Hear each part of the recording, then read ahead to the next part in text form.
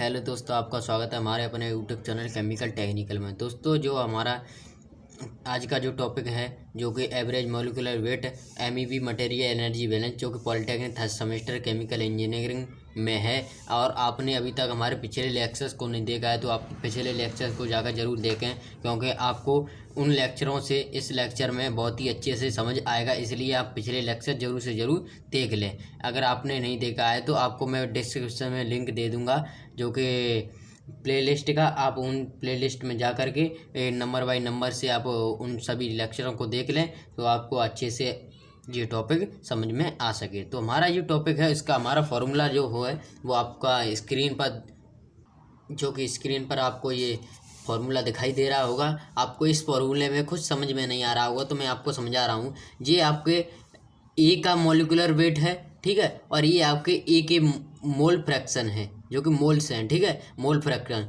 ये बी के molecular weight हैं, ये एक्स के बी के मोल्स हैं, ठीक है। तो ऐसे करके आपको पहले आपको मोल फ्रैक्शन निकालना आना चाहिए। पहले आप मोल फ्रैक्शन निकालोगे, उसके बाद आपको मॉलिक्यूलर वेट समझ में आएगा। और मॉलिक्यूलर वेट निकालोगे तो आपको उसमें कुछ कंटेंट समझाऊंगा, वो आपको ध्यान से समझना होगा। तो चलिए, आपका स्क्रीन पर इसके रिलेटेड एक क्वेश्चन लेकर आया हूं, जो कि आपकी स्क्रीन पर, तो आपको स्क्रीन पर दिखाई दे रहा होगा। क्वेश्चन है जो हमारा है, calculate the density of air containing. 21% आपको ऑक्सीजन दी गई है, 69% आपको नाइट्रोजन दी गई है। वाई द वॉल्यूम एट, आपका इसका वॉल्यूम जो दिया गया है आपका 503 किलो दिया गया है, ठीक है। एंड 1519.875 किलो पास्कल इसका जो दिया गया है, वो उसका आपका दाब दिया गया है, ठीक है। तो आप इसको कैसे निकालोगे आप, और आपको मैं एक बात और बता दूं, इस क्वेश्चन से आपको डेंसिटी निकालना भी बता दूंगा। तो आपको एवरेज मॉलिक्यूलर वेट निकालना आ जाएगा, तो डेंसिटी भी निकालना सीख जाओगे। ये आपका 14 नंबर का क्वेश्चन परीक्षा के लिए बहुत ही ज़्यादा इंपॉर्टेंट है। 14 नहीं तो 7 नंबर में आपको ज़रूर से ज़रूर मिलेगा। अगर डेंसिटी निकालना आता है तो आपको 14 नंबर में, अगर डेंसिटी नहीं निकालना आता है, एवरेज मॉलिक्यूलर वेट निकालना आता है, तो आपको ये 7 नंबर में देखने को मिलेगा। तो बने रहिए वीडियो में एंड तक, और क्वेश्चन को बारीक से मैं समझा रहा हूँ, वो आप क्वेश्चन को समझ लीजिएगा। तो मैं आपको ये कंटेंट दिया गया है, वो क्या क्या दिया गया है आपको, वो मैं लिख रहा हूँ। ऑक्सीजन आपको दी गई है, वो दी गई है 21%, ठीक है। और आपको जो नाइट्रोजन दी गई है, वो आपको दी गई है 69%, ठीक है। तो अब हम क्या करेंगे, इसके मोल फ्रैक्शन निकालेंगे। मोल फ्रैक्शन कैसे निकालते हैं, मोल फ्रैक्शन का आपको फॉर्मूला याद होना चाहिए। ये इस वीडियो में आपको मैं बता दूंगा। मोल फ्रैक्शन जो होता है, उसका जो मोल फ्रैक्शन का फॉर्मूला होता है, एक्स जो कि कंपोनेंट दिए गए होंगे, एक्स ए अपॉन, ठीक, एक्स ए प्लस एक्स बी।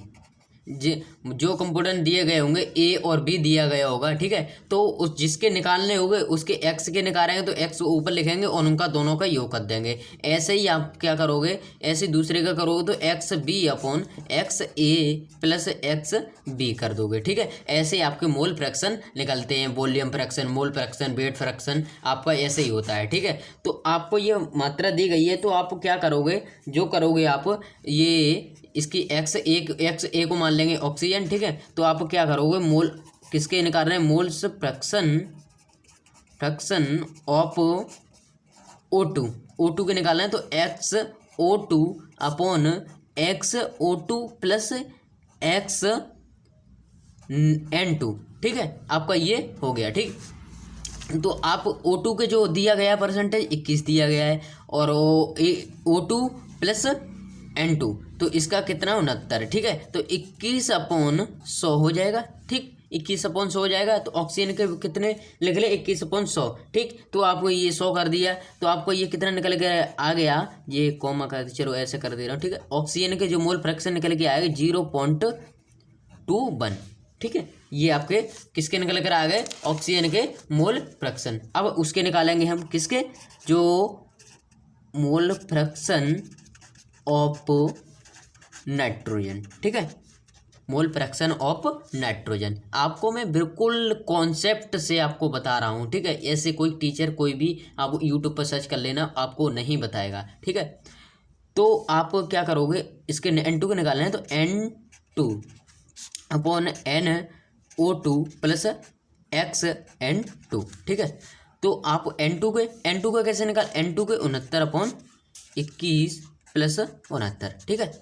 कितना हो गया 69/100, सॉरी, ठीक है। तो N2 के आपके मोल फ्रैक्शन जो निकल कर आए, ठीक है, ये ठीक है, मोल फ्रैक्शन कितने निकल कर आए 0.79, ठीक है। आपके मोल फ्रैक्शन तैयार हैं। आप इनका मॉलिक्यूलर वेट और निकाल लीजिए, तो आपका ये फॉर्मूले में फिट कर देंगे। तो N2 और O2 के अब हम मॉलिक्यूलर वेट निकालेंगे। मॉलिक्यूलर वेट निकालने के लिए आप मॉलिक्यूलर वेट क्या होता है वो हमने पिछले लेक्चर्स में आपको बता दिया है। मॉलिक्यूलर वेट होगा हमारा जो मॉलिक्यूलर वेट ऑफ ऑक्सीजन और मॉलिक्यूलर वेट ऑफ N2, ठीक है। क्या करोगे, कैसे निकालोगे, तो O2 का हमारा जो परमाणु क्रमांक होता है वो O का कितना होता है 8, तो 8 दूनी 16 परमाणु क्रमांक हो गया, ठीक है। तो इसमें क्या है 16 × 2, क्योंकि O की मात्रा 2 है, ठीक है। तो आपका 32 ये मॉलिक्यूलर वेट हो गया। ऐसे ही N2 का आपका 7 होता है, 7 दूनी 14 ये हो गया, 14 दूनी 28, ठीक है। 14 × 2 और 28 ये हो गया, ठीक है। तो आपके ये देखिए आपने क्या क्या निकाल लिया, आपने मोल फ्रैक्शन भी निकाल लिया, ठीक है। मोल फ्रैक्शन O2 के ये निकले हैं जीरा और N2 के ये निकले मोल फ्रैक्शन। तो आप अब क्या करोगे, आप जो मॉलिक्यूलर वेट आपके ये निकल आए, तो आप फॉर्मूला लिखोगे, जो कि फॉर्मूला हमारा है average molecular weight is equal to MA। MA की जगह क्या है O2, ठीक है, और X की जगह XO2 प्लस MN2 और XN2, ठीक है। इनका जो कि क्वेश्चन में दिया गया, ठीक है, वो आप रख दोगे इनका मान, ठीक है। O2 का कितना 32 मॉलिक्यूलर वेट और जो मान निकला था वो 0.2/1, ठीक है, प्लस N2 का कितना था 28, ठीक है, और N2 0.79, ठीक है। अब इसका कैलकुलेट कर लेंगे। कैलकुलेट आप कैपेक्स से कर लोगे, कैपेक्स से या मोल से कर लो, ठीक है। तो आपका निकल कर आएगा, जो आपका फाइनल आंसर निकल कर आएगा वो निकल कर आएगा 28.84, ठीक है। ये आपका क्या निकल आया मॉलिक्यूलर वेट। अब हम इससे अगर ये यहाँ तक क्वेश्चन देता है तो आपको 7 नंबर पक्के हो चुके हैं, आपने परीक्षा में 7 नंबर प्राप्त कर लिए। अगर आपको इससे आगे भी अगर पूछता है, वो आपको पूछेगा डेंसिटी। इसमें डेंसिटी का हमारा फॉर्मूला इसमें होता है, वो डेंसिटी रो P और molecular average molecular weight upon RT, ठीक है, RT ये होता है फॉर्मूला, ठीक है। तो हमारा जो क्वेश्चन में आपको वैल्यू दी गई है, इसमें क्वेश्चन में दी गई है, बिल्कुल बाकायदे दी गई है, ठीक है। तो P का मान कितना हो जाएगा, किलो पास्कल है, तो P का मान कितना हो जाएगा 1519.875, ठीक है। और आपका टेम्परेचर कितना हो जाएगा, टेम्परेचर हो जाएगा आपका जो हो जाएगा टेम्परेचर 503 जी हो जाएगा, ठीक है। और R की वैल्यू आपके गैस मिक्सचर के लिए आपकी R की वैल्यू उसमें दी जाती है, ठीक है। आपको नहीं देगा तो आपको याद रखना होगा, R की वैल्यू होती है 8.31451, ठीक है। ये आपकी R की वैल्यू होती है, ठीक है। तो आप ये नोट कर लीजिएगा, ठीक है। अब हम नेक्स्ट पेन को चेंज करते हैं और आप बने रहिए वीडियो में एंड तक, बहुत ही अच्छे से शानदार लेक्चर होने वाला है और हो गया खुश, तो ठीक है। तो आपको वैल्यू दी गई है किलो पास का, P का वैल्यू दी गई है, P का क्या वैल्यू दिया गया है, और आपको 1519.875 किलो पास्कल ये दिया गया है P की, ठीक है। और आपको दिया एवरेज मॉलिक्यूलर वेट, आपने ये निकाल ही लिया एवरेज मॉलिक्यूलर वेट, ठीक है। एवरेज मॉलिक्यूलर वेट निकाल लिया, R की वैल्यू आपकी 0 और T टेम्परेचर आपको दिया गया है, टेम्परेचर 503 दिया गया है, तो आप डेंसिटी ज्ञात कर सकते हो। अब लगा दीजिए 15.875, ठीक है, इनटू एवरेज मॉलिक्यूलर वेट 28.84, ठीक है। अब R का मान है 8.3145, ठीक है, आपका ये मान है, ठीक है, इनटू आपका जो टेम्परेचर दिया गया है 503 टेम्परेचर दिया गया है। तो आप इसको कैलकुलेट जब करोगे तो आपका ये फाइनल आंसर निकल कर 10 और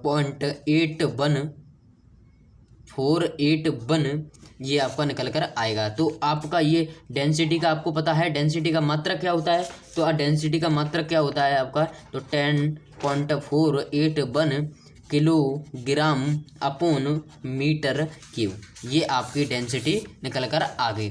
तो आपको मैंने इस लेक्चर में 14 नंबर फिक्स कर दिए, 14 नहीं तो 7 + 7 आपको नंबर फिक्स कर दिया। ठीक है, तो मैं उम्मीद करता हूँ आपको ये लेक्चर बहुत ही अच्छा और शानदार लगा होगा। तो वीडियो को करें लाइक, और चैनल को अभी तक आपने सब्सक्राइब नहीं किया है तो चैनल को कर लें सब्सक्राइब, और दोस्तों में ज़्यादा से ज़्यादा शेयर करें इस लेक्चर को, और कॉलेज ग्रुप में भी शेयर करें, जैसे कि हमारे इन लेक्चरों को देकर तो उनका भी एग्जाम में अच्छे से नंबर प्राप्त हो सकें। ठीक है, तो मैं उम्मीद करता हूँ आपको ये क्वेश्चन बहुत ही अच्छे से और बिल्कुल बारीक से आपको समझ आ गया होगा।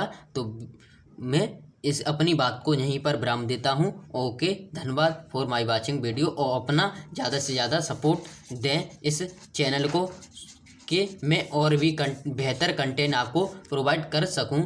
और आपको मुझे इस लेक्चर में कुछ भी गलती हुई होगी तो आप कमेंट बॉक्स में अपना विचार जरूर प्रदर्शित करके जाएं, क्योंकि मैं आगे कुछ गलतियों को सुधारने की कोशिश करूंगा। ओके, धन्यवाद।